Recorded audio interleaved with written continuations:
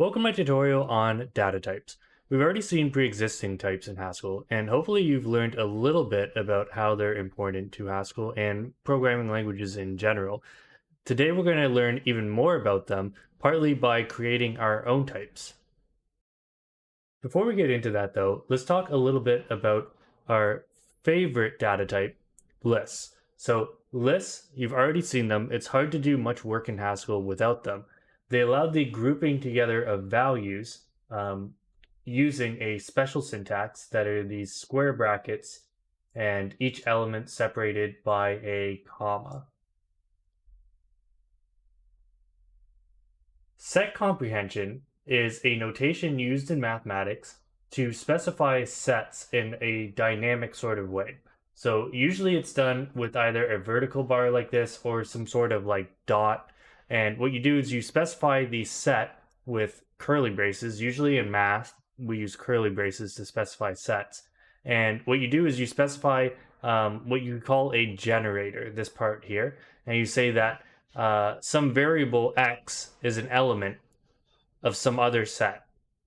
Okay? And then for each element in that other set, so this in this case, the other set would be 1 to 5, the set of 1 to 5. So for each element inside that set, you specify a new element, in this instance, x squared. So this we could use this set comprehension to generate the set 1, 4, 9, 16, 25. Now, we shouldn't confuse lists as a data structure in Haskell to the abstract concept of sets in mathematics, even though there are some similarities to them. But just keeping in mind that they are different things. Just like there's set comprehension in math, Haskell has list comprehension for generating interesting lists. So this is an interesting tool. So that set comprehension that I just showed you in the previous slide could also be defined using a list in list comprehension in Haskell like this. The x with an arrow part, okay, is a bit different. So in mathematics, we would say x is an element of the set. Instead of doing element, we use this left arrow here. And this part is called a generator. Comprehensions can, interestingly enough, have multiple generators. So this comprehension has a generator for a variable x and a generator for a variable y. Let's try evaluating this list comprehension in GHCI. So we'll assign a variable and load it into GHCI. So make sure it's saved, open up a terminal, and let's load this into GHCI. .hs. Okay, and now let's run it. List. So the resulting list, you'll notice that it iterates, it starts at x and iterates through y. Okay, so it's like x is 1, so it starts at x at 1. Okay, and then the next element, it stays at 1, okay, and it's moving through y. And then when it gets through y, then it moves to the next element of x, 2. Okay, 2, 4, and moves through like this. Now let's say we change these generators around. Okay, make sure you save. And we can load this back into GHCI by typing :reload. And let's try to evaluate it again now. So you'll notice this has changed the list because the positions of the elements of the list have now changed. Okay, so now we start with the same thing, 1, 4, okay, as we started before. But now we're going to move through the x's first, okay? So we're going to stick at 4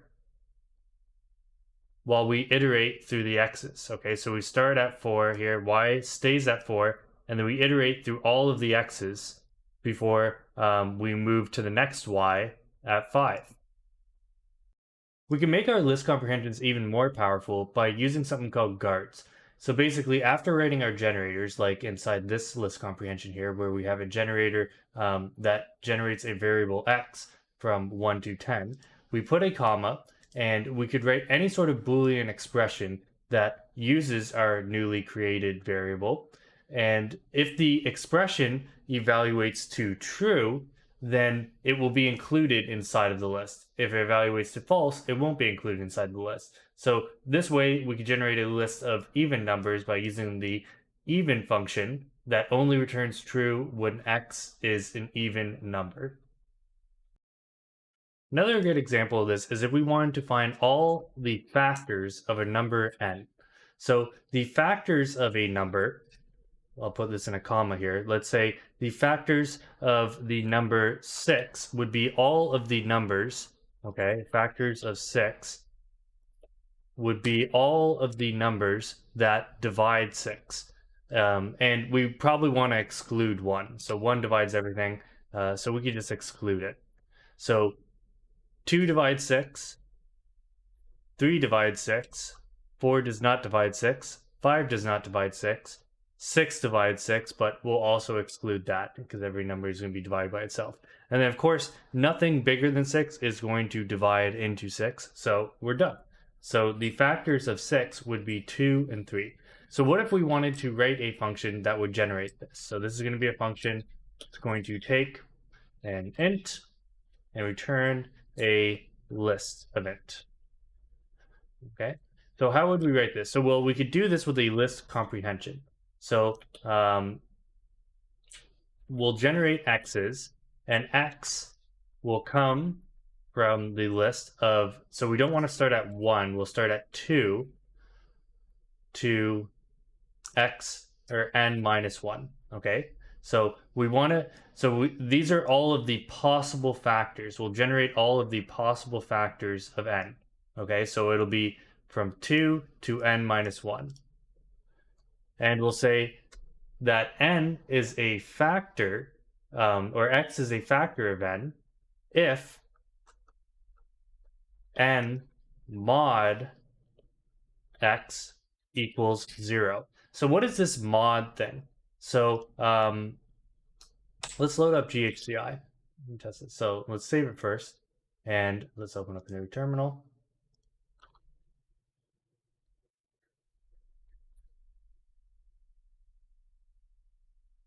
So I've shown you two types of division in Haskell already, and I'll refresh your memory on them. So there's fractional division. So this is division with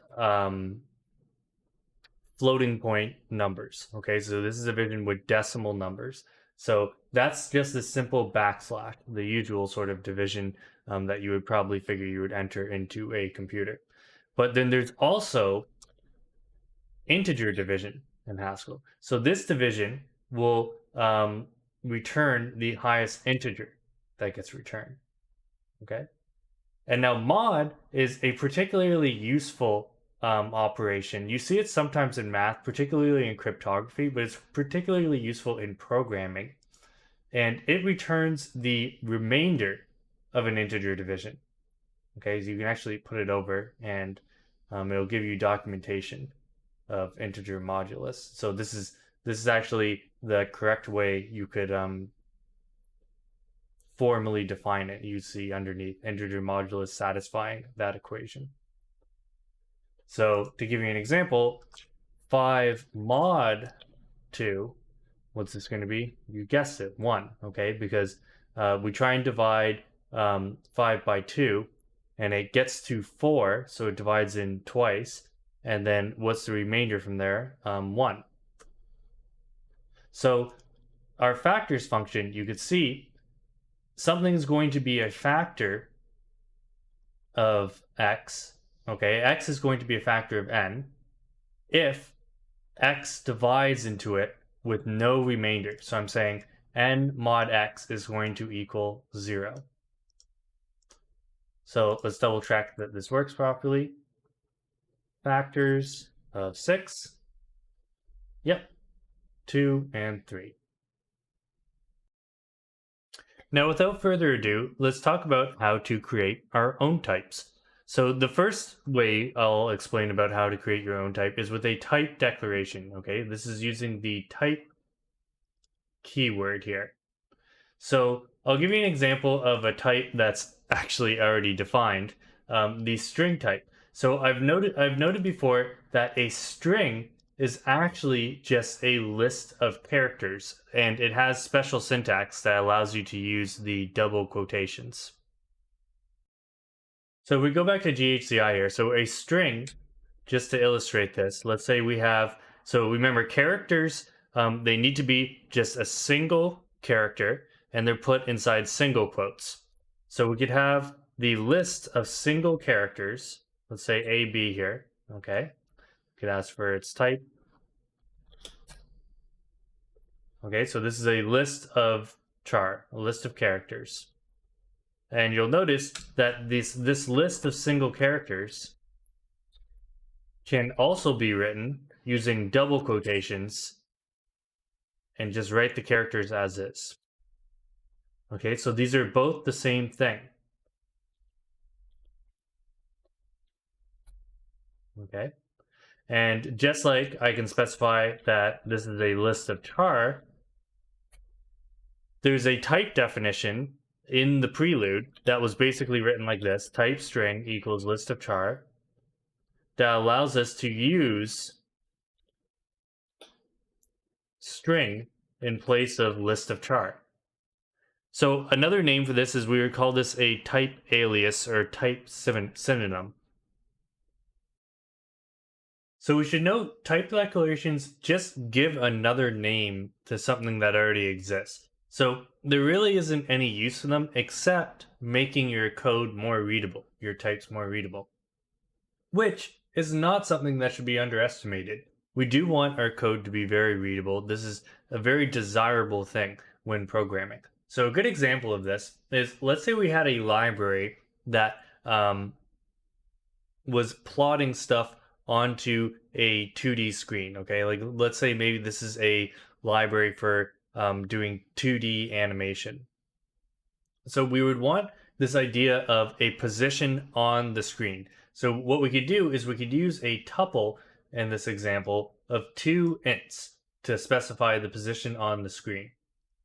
And just to make things more readable, to specify what this tuple of 2 ints is, we can make a type and give it the name pause for position, okay? And then this way, we could define different positions. We could say, oh, we have an origin, okay, that'll be the middle of the screen, which will be 0, 0. And then we could have a function left that takes a position and gives back another position. Now, I mentioned this in the other tutorial. It's very, very nice to make it so that your functions it's very easy to tell what they do just by looking at the name of the function and its type signature. This is why we put type signatures in our code. So this function here, left, it's called left. It takes a position and returns another position. What do you think it does? It moves a position to the left. Okay, so even though this is just for making things more readable, you shouldn't underestimate it. It's actually a very useful thing in Haskell. Now, to make things a bit more interesting, type definitions can have parameters just like functions do. So we could create a type pair that takes a type parameter A. So note, just like with how I explained with polymorphism, A is not a type itself. It's a lowercase letter, okay? And it doesn't have to be called A. I could have easily written the same thing with type pair B equals the tuple of B comma B, or type pair, anything, as long as there's a lowercase letter. And in this way, I can have a pair type that I then provide a specific type when writing a type signature, when actually using it. So this way, my pair type, let's say I want to write a function mult that multiplies 2 integers together, given a pair of integers. Okay, so this way I would specify pair int. Okay, or I could have a divide function that divides 2 floats together. Or I can have a function that is polymorphic and doesn't specify the type. It takes any type, okay, A, and it creates a pair. It just basically puts that type into a tuple. It takes its argument and puts the argument twice into a tuple, so it creates another pair, A. Type declarations can be nested in that you can make a type declaration, let's say position, and then make another type declaration that uses that previous type declaration. Okay, as soon as you make a type declaration, that's just a type like any other type in Haskell. However, they cannot be recursive.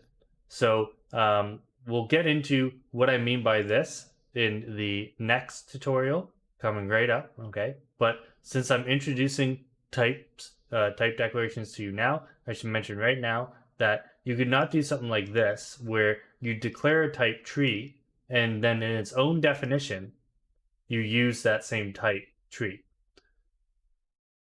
Data declarations are another way of defining your own types, but they're more powerful in that they actually let you create your own values. So type declarations, they don't create new values of any sort. They're just another name for a type and values that already exist. Whereas data declarations, they don't just create a new type name, they create new values that are associated with that type.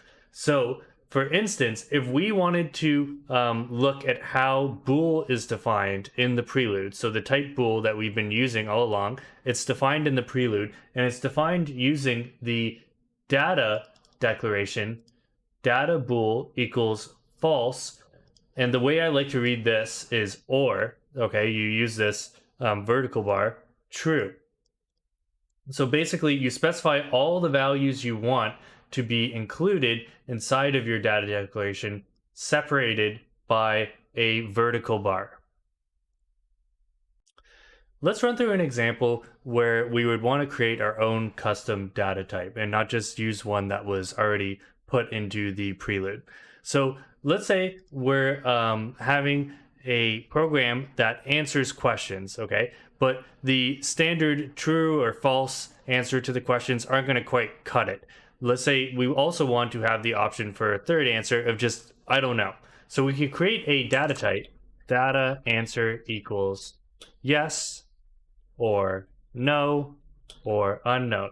And make note here, okay? These are values that we're creating, okay? So they need to begin with a capital letter, just like the name of the type answer needs to begin with a capital letter. And let's put this to use. So we can create a function, or let's just create a list, sorry. Answers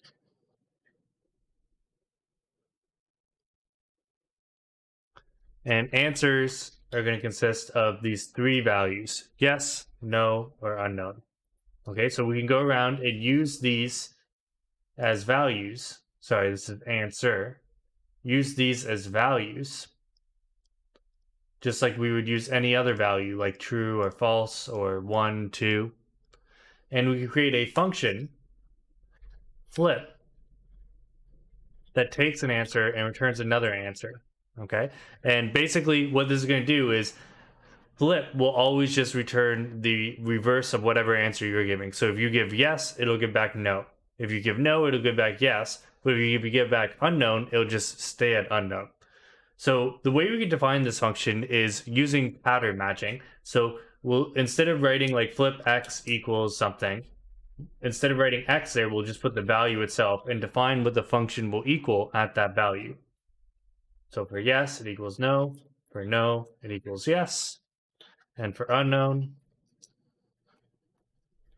it equals unknown. That's a little neat example. Let's try another example. So we can just get rid of the stuff. Let's say we're creating a library that has to deal with different shapes. So we can create a data type for shapes, and it could have values circle or rectangle. But here's the thing. Let's say we want to specify the size of the circles and the rectangles. So we can give these values parameters, okay? So for a circle, we would want to specify its radius. So we can give it one parameter. So to do that, we'll put a parameter here, and we're gonna have to use another type for the parameter. So what would we want to represent the radius as? We could do an int, but I think it makes more sense to do a float. And then similarly for the rect, we're going to want to specify the width and the height. So we'll give it 2 parameters. So we'll put space float, float. Okay, so the way we would represent this now is we could have a square. So like the unit square would be equal to the rect of 1.0, 1.0. So this is how we would have values of rect here. Okay, so when we make the data type, we're saying, okay, this data type shape. So this is a thing of data of type shape. So this data type, it'll have name shape, and its values will be circle with a floating point value attached to it. Or it'll be a rect with 2 floating points attached to that. So similarly, if we wanted to find the unit circle, that would be circle 1.0. Okay, and we could define helper functions for this. Say we wanted to define a function to construct a square. We define a function square n equals rect n. So then this way, instead of having to write rect 1 here, we could just write square 1.0, and that'll construct a shape for us. We could even define more interesting functions now. Like let's say we want to define a function that calculates the area of a shape. So this will take any shape, so that will include a circle or a rectangle, and it will return a float for the area. So the way we could define this, again, we could use pattern matching. So there's 2 scenarios that we could match off of here. We could have a circle, okay, and that circle will have some float attached to it. So what we'll do is we'll leave a variable, we'll call it r for radius here, that will be the float that's attached to it. And we'll say the radius of a circle, if you guys didn't know, is pi times r squared. So that pi is a variable defined in the prelude that's equal to an approximation of pi. So like 3.14, blah, blah, blah, blah. There's no point in memorizing beyond 1.4. And the other scenario is we have a rect, okay? And there'll be the width and the height of the rectangle. So we'll create 2 variables, w and h, that will represent these 2 floats here. And the area of a rectangle is going to be the width times the height. Okay, so this way we can calculate the area of any circle or rectangle given to this function. A really interesting thing to note about the values circle and rect here, when they have a parameter attached to them, is that they're kind of functions on their own. So if we load up a terminal, make sure this is saved, and load this into GHCI,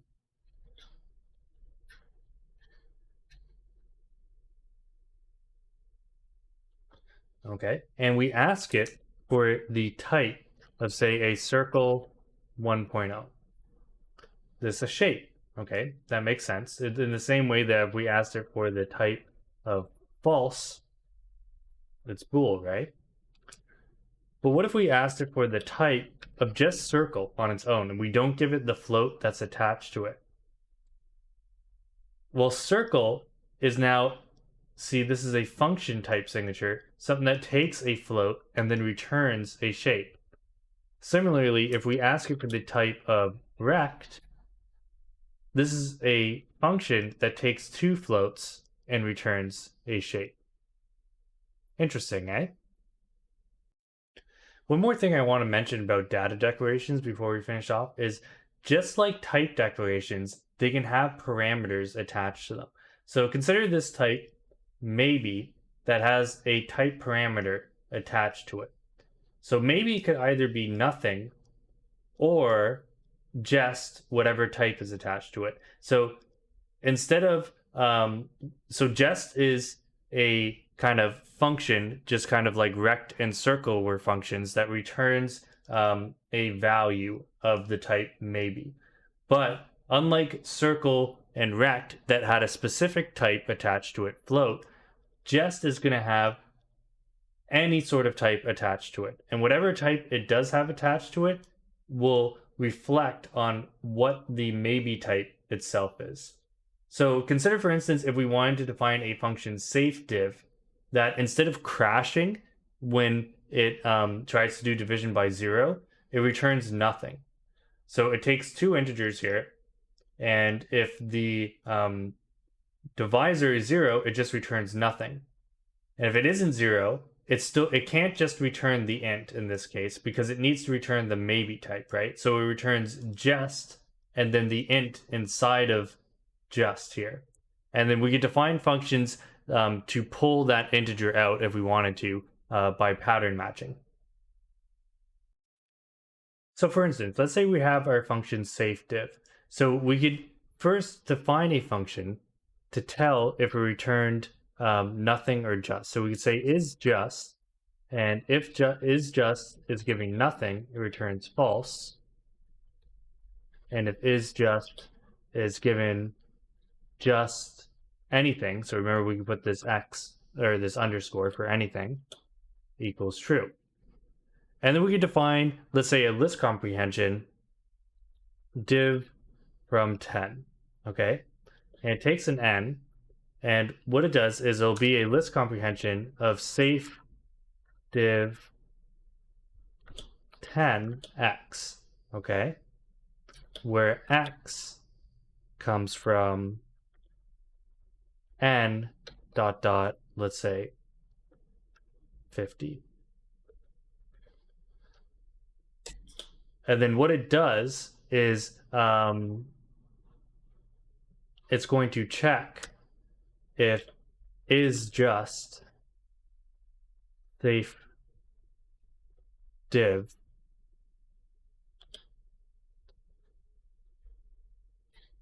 (10x). So this is a weird thing. So it's going to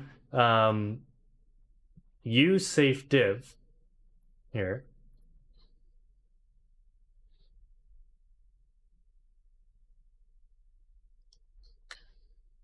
Oh, and I need to spell it correctly. Actually, safe div. So it's going to use safe div here. I can put this on a new line so you can see it. So it's going to create a list of maybe int. Okay? But what it's going to do is it actually has this guard here to be like, well, only include it if this result of safe div is a just, right?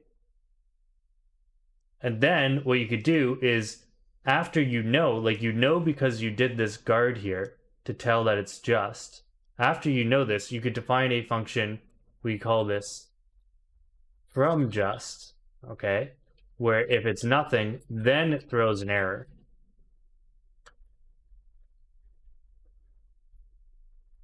But then from just x here, okay, is going to return that x.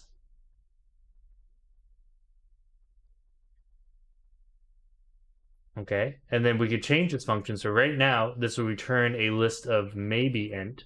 So it's gonna basically return a list of just a bunch of like just this, just that, and so on. So let's say we want it to actually just be ints, because now we know, because we're doing this guard, we know it's only going to return things that are just and never return a nothing. We can map from just over this list. So this is an instance where we've kind of circumvented ever having to throw an error like this, okay? We're able to be like, well, we'll define the safe div that if division by 0 happens, it returns nothing instead of actually doing the division by 0. And then what we do is we filter out all of those instances, okay? Because now we have this kind of wrapper around bad things that happen. And then we pull things out from that wrapper. Okay, I'm calling it a wrapper. You could also consider it, the maybe type is kind of like a box, okay? Where it's like, it has a label on it, of being nothing or just something. And you can put the actual values that you're concerned of inside of it. So this is a bit of this is a very interesting trick that I find that I think in Haskell. The other interesting example that we could do of this is, if you remember at one point, I mentioned how to define the function head. Takes x's and returns x. And I mentioned that the type of head, it takes a list of A and returns an A. And I was mentioning, okay, but what happens when head gets called on the empty list? So this pattern, it doesn't match the empty list. So right now, if you give head the empty list, it'll just throw an error. So what do you do in the case of the empty list? What do you return? And we're just kind of left being like, there's nothing to return. Well, what you could do is, just like with safe div, you could define a function safe head. Ignore the obvious double entendre here. Safe head here, and it'll either return a just at or nothing on the empty list. But it involves changing the type signature to maybe A. Okay, and now this way, whenever you perform head on a list, okay, let's say we load this into GHCI and we try out safe head here.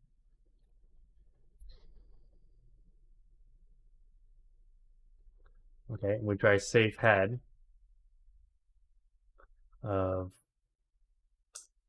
the empty list. It gives nothing. Safe head of 1, 2, 3, and it gives just 1. Okay, and if you wanted to use that, you would have to use that actual value 1. You would have to pull it out of the just, right? So you would have to write a function that pattern matches on it and then takes it out, like the from just function that we defined before.